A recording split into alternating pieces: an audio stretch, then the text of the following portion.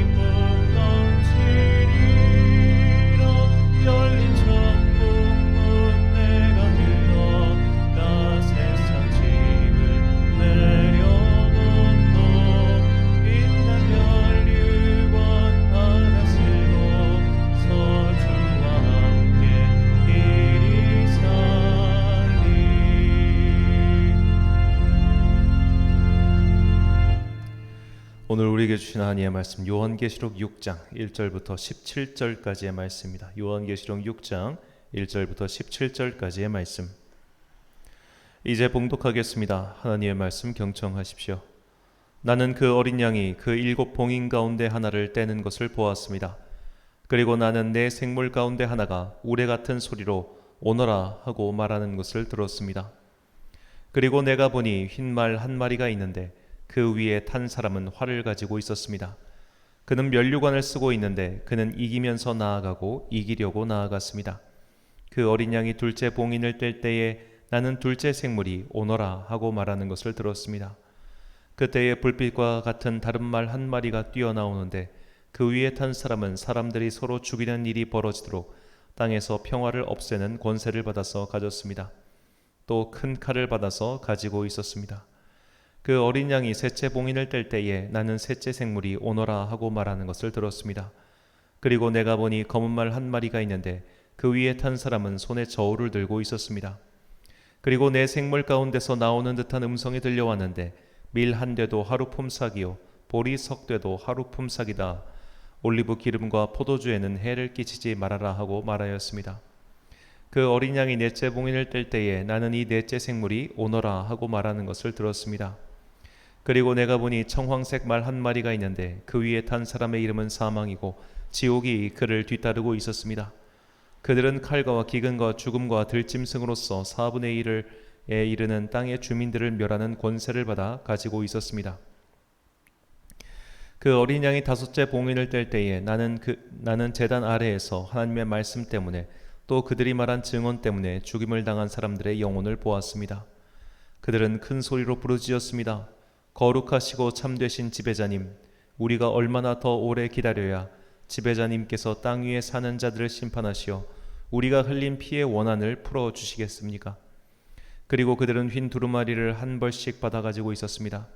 그들은 그들과 같은 동료 종들과 그들의 형제 자매들 가운데서 그들과 같이 죽임을 당하기로 되어 있는 사람의 수가 차기까지 아직도 더 쉬어야 한다는 말씀을 들었습니다. 그 어린 양이 여섯째 봉인을 뗄 때에 나는 큰 지진이 일어난 것을 보았습니다. 그리고 해는 검은 머리털로 짠 천과 같이 검게 되고 달은 온통 피와 같이 되고 하늘의 별들은 무화과 나무가 거센 바람에 흔들려서 설익은 열매가 떨어지듯이 떨어졌습니다. 하늘은 두루마리라 말리듯이 사라지고 모든 산과 섬은 제자리에서 옮겨졌습니다. 그러자 땅의 왕들과 고관들과 장군들과 부자들과 세도가들과 노예들과 자유인들이 동굴과 산의 바위들 틈에 숨어서 산과 바위를 향하여 말하였습니다. 우리 위에 무너져 내려서 보좌에 앉으신 분의 얼굴과 어린 양의 진노로부터 우리를 숨겨다오. 그들이 진노를 받을 큰 날이 이르렀다. 누가 이것을 버티어낼 수 있겠느냐. 아멘. 끝을 기다리는 사람들이란 제목으로 하나님의 말씀 선포하겠습니다. 드라마나 영화를 볼 때 그 드라마나 영화가 끝나지 않기를 바라는 사람은 거의 없습니다. 저 악당의 말로가 어떻게 될지 너무 궁금하고 또 주인공이 마지막에 어떻게 승리하게 될지를 우리는 기대하며 그것을 보죠. 이렇게 이야기에 빠진 사람들은 선이 승리하고 악이 패망하는 것을 그 끝을 보고 싶어 합니다. 오늘 본문도 그런 관점에서 읽어야 합니다. 이제 어린 양이신 예수님께서 7개의 봉인을 뜯어 두루마리를 펼치십니다. 그렇게 하나하나 봉인을 뜯을 때마다 세상에는 온갖 환란이 일어납니다. 이 환란을 저자는 말의 색깔로 표현하였습니다. 정확히는 표현되었다고 해야겠죠. 자, 흰 말은 전쟁의 시작이고 붉은 말은 전쟁이며 검은 말은 기근이고 청황색 말은 전염병을 가리킵니다. 자, 지금 우리는 이 전 세계에 영향을 미치고 있는 큰 전쟁을 보고 있죠. 지금 계속 나토 회의 중인데 그 회의도 러시아와 우크라이나 사이에 일어난 전쟁에 대해서 그리고 앞으로 지금 현재 걸기하고 있는 이 중국의 부상에 대해서 견제하기 위한 군사적 모임이죠. 자, 이러한 전쟁으로 인해 물가는 계속 상승하고 평범한 사람들이 총과 미사일에 희생당하고 있습니다. 전쟁은 어떤 이유를 붙이든 끔찍한 결과만을 가져올 뿐이죠. 현재 러시아가 갖고 있던 핵폭탄의 위력은 인류 역사상 유례가 없는 파괴력을 지니고 있습니다. 70년 전 일본 나가사키에 떨어진 핵폭탄인 펜맨, 그 펜맨보다 약 40배 이상의 파괴력을 지니고 있는 핵폭탄들이 러시아에는 있죠. 이 나가사키에 떨어진 핵폭탄 한 발로 7만 명이 순식간에 사망했습니다. 만약 러시아가 가지고 있는 핵폭탄이 서울 한복판에 떨어진다면 경기도 용인까지 한순간에 증발한다고 합니다. 파괴가 아니라 그냥 증발입니다. 싹 사라져버리는 거죠. 이런 어마무시한 파괴력을 지닌 전쟁 무기들이 사실 세계 도처를 노리고 있고 또 세계 열방 각국들이 가지고도 있습니다. 자, 이런 끔찍한 전쟁이 일어나고 기근이 닥치고 전염병도 창궐할 겁니다. 자, 우리는 지난 2년 동안 그리고 어떻게 보면 지금까지도 이 감기 바이러스 하나 때문에 고생하고 있죠. 자, 그렇다면 7개의 봉인이 떼어지면서 벌어지는 전쟁과 기근과 전염병은 인류에게 있어서 미증유의 재앙임은 분명합니다. 자, 이렇게 7개의 봉인을 떼면은 끔찍한 일이 벌어지는데 오늘 저자이면서 이 환상을 본 주인공인 사도 요한은 이 7개의 봉인이 떼어지기를 간절히 바랬습니다. 어제 읽었던 5장 4절과 5절 말씀입니다. 그 두루마기를 펴거나 보거나 하기에 합당한 자가 보이지 아니하기로 내가 크게 울었더니 장로 중에 한 사람이 내게 말하되 울지 말라. 유대 지파의 사자 다윗의 뿌리가 이겼으니 그 두루마리와 그 7인을 떼시리라 하더라. 아멘. 자, 이 7인을 떼는 순간 인류에게는 미중유의 재앙이 닥쳤죠. 그런데 요한은 이 봉인을 떼지 못할 것 같자 오히려 슬피 울었습니다. 그가 전쟁과 기근과 전염병을 사랑하는 파괴주의자였기 때문에 이게 못 이루어져 가지고 슬피 울었던 것이 아니죠. 그는 그저 역사의 끝, 이야기의 마지막을 기다렸기 때문입니다. 감옥 생활의 끝을 기다리지 않는 수감자는 없을 겁니다. 군 생활의 끝을 기다리지 않는 의무 복무자 또한 드물 겁니다. 지금 내가 처한 현실이 지극히 괴롭고 어려울 때 누구나 다 이 시간이 끝이 나길 간절히 바랄 것입니다.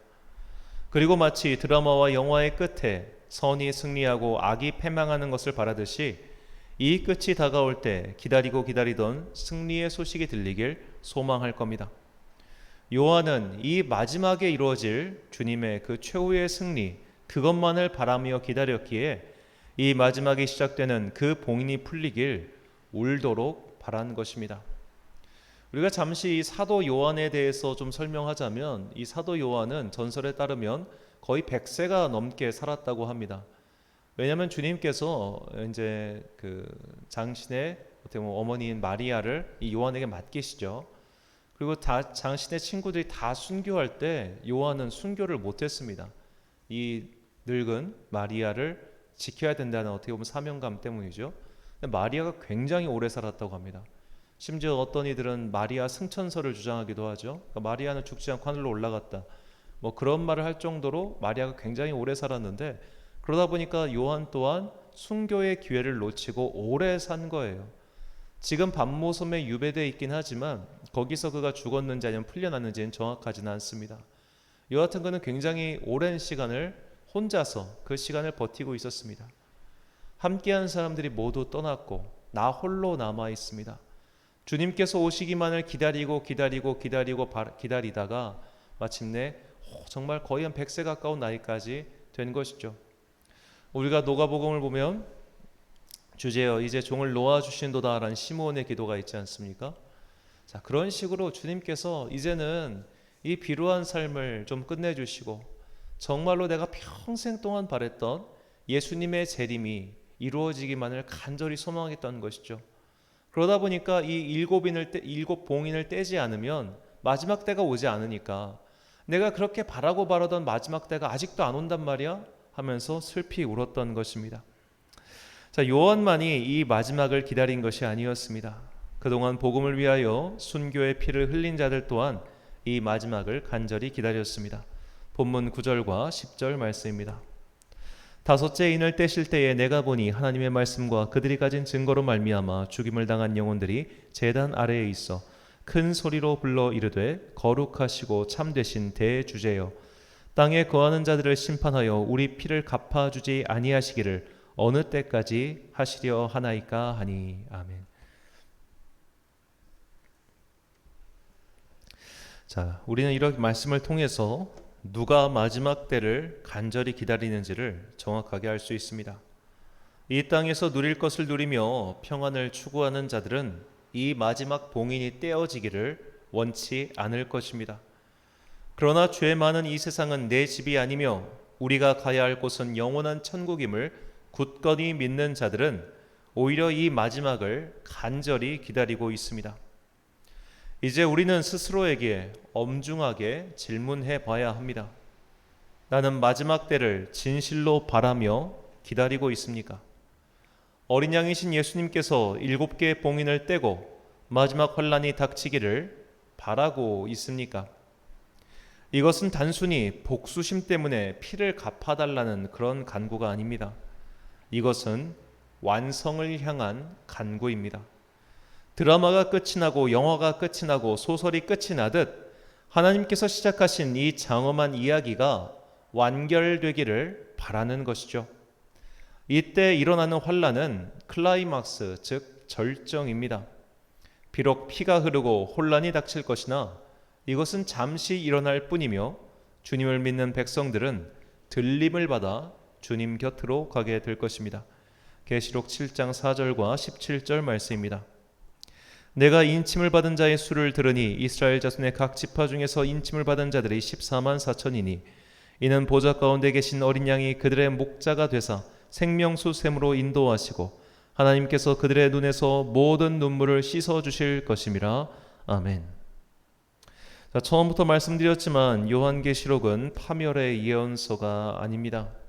우리를 심판하고 겁주기 위한 말씀도 아닙니다. 이것은 오히려 희망과 기다림의 말씀입니다. 마지막 때에 믿는 성도들이 승리할 것을 알려주시는 기쁨의 말씀들이죠. 그러니 겉으로 드러나는 전쟁과 기근과 전염병의 도래에 속지 마십시오. 이런 것들이 무서워서 마지막이 오면은 전쟁이 일어나고 기근이 닥치고 그리고 전염병이 창궐할 거야. 이런 것은 너무 무서워. 그러니까 이런 마지막이 오지 않았으면 좋겠어. 이 땅에서 영원히 살고 싶어 라고 생각하는 것은 사실 성도의 바른 생각이 아닙니다. 천국을 그리워하고 소망하는 성도들에게 이 요한계시록의 이 마지막 때의 말씀은 오히려 은혜와 소망의 말씀이라는 것을 잊지 마십시오. 예레미야 29장 11절 말씀입니다. 여호와의 말씀이니라. 너희를 향한 나의 생각을 내가 아나니 평안이요 재앙이 아니니라. 너희에게 미래와 희망을 주는 것이니라. 아멘.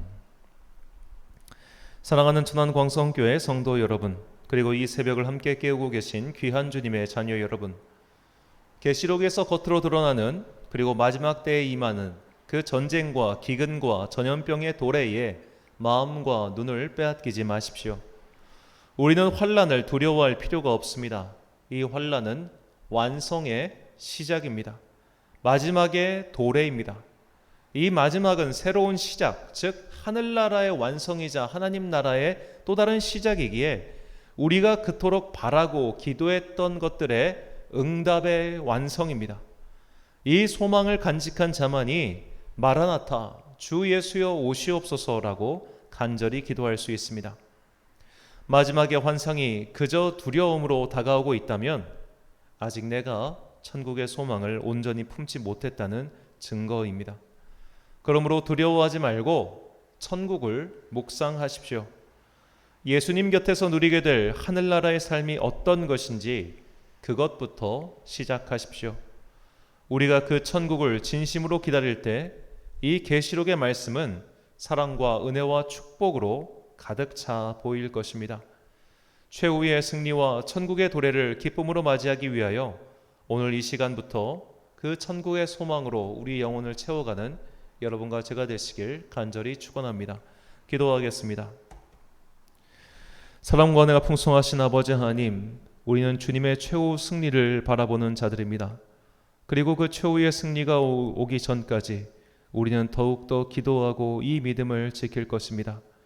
최후의 승리가 오기 전에 최후의 전쟁이 있을 겁니다. 그 최후의 전쟁 때 기근이 창궐하고 전염병이 돌고 천지가 뒤집어지는 듯한 그런 엄청난 혼란이 있을 것입니다.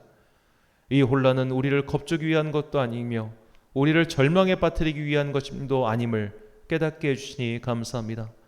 천국을 바라보며 하나님 나라의 도래를 바라봤던 모든 자들에게 이 전쟁과 기근과 전염병의 소식은 오히려 이제 주님께서 오시는구나, 기다리던 주님께서 드디어 오시는구나 라는 기쁨의 소식이라는 것을 우리가 분명히 깨닫고 지금 이 시간부터 항상 천국을 바라보며 천국의 도래를 꿈꾸며 기도하며 기다리는 당신의 거룩한 자녀들 되게 하여 주시옵소서. 우리 마음속에 이 천국을 향한 소망이 굳건히 서 있지 아니하면 이런 모든 말씀들이 전혀 은혜로 다가오지 않을 것이며 우리는 말씀의 겉에 드러나고 있는 이런 전염병과 환난에 속아서 하나님의 바른 뜻을 분별하지 못하는 어리석은 자가 될 것입니다. 그러니 주님, 이 시간 우리 안에 천국의 소망을 분명히 세워주시고 각 사람의 영혼 가운데 성령께서 인을 쳐주사 그 천국의 소망을 평생 동안 잊지 않고 새기고 올곧게 걸어가는 당신의 거룩한 하늘나라 자녀들 되게 하여 주시옵소서. 이 하늘의 소망을 품으며 오늘도 이 지상 세계를 열심히 살아가는 당신의 권속들에게 복의 복을 내려 주시옵소서. 오늘도 마음속에 간절한 기도의 제목 가지고 각자의 자리에서 무릎을 꿇고 기도하고 있는 당신의 자녀들 기억하시고 그들의 간절한 기도에 응답하여 주사 각양각성의 은혜로 그들의 삶을 채워 주시옵소서. 경제적으로 곤핍한 사람들, 건강에 문제가 있는 사람들, 자녀의 문제로 애통하며 기도하고 있는 사람들 모두가 이 땅을 살아가는 동안 여러 가지 어려움과 환난과 근심으로 말미암아 오늘도 주님 앞에 기도하러 나왔사오니 그들 각 사람에게 응답하여 주시옵시고 이 땅의 순례길 걸어가는 동안 조금이라도 그들의 짐이 가벼워질 수 있도록 그들의 발걸음이 조금 편안해질 수 있도록 주여 이 땅을 사는 모든 자녀들에게 은혜를 베풀어 주시옵소서. 여름 장마가 시작되어 많은 사람들의 발이 묶여 있고 이동 간의 불편함을 겪고 있습니다. 이런 비로 인해서 이동 간의 안전이 염려되오니 주님께서 운전하시는 우리 성도님들 그 운전대를 붙잡아 주시고 먼 길을 오고 갈 때 안전하게 거할 수 있도록 그 성령님께서 그들을 안위하여 주시옵소서. 오늘 하루도 주님의 은혜와 평강이 우리 성도들에게 가득하여 천국만을 바라보며 마라나타 주여 오시옵소서 기도하는 당신의 거룩한 자녀들 되기를 간절히 소망하오며 이 모든 말씀 예수님의 이름으로 기도드립니다. 아멘. 오늘의 기도 제목입니다. 나는 천국을 진심으로 기다리고 있습니까? 내가 기대하는 천국의 모습을 묵상해 보십시오. 천국을 기다리는 자는 지상에 연연하지 않습니다. 아직도 내 마음이 지상에 묶여있는 이유는 무엇입니까? 주님께 이 마음을 떼어내 달라고 기도하십시오. 오늘 말씀을 통해 주신 기도의 제목 가지고 묵상과 기도에 힘쓴 하루가 되시길 바랍니다. 기도하겠습니다.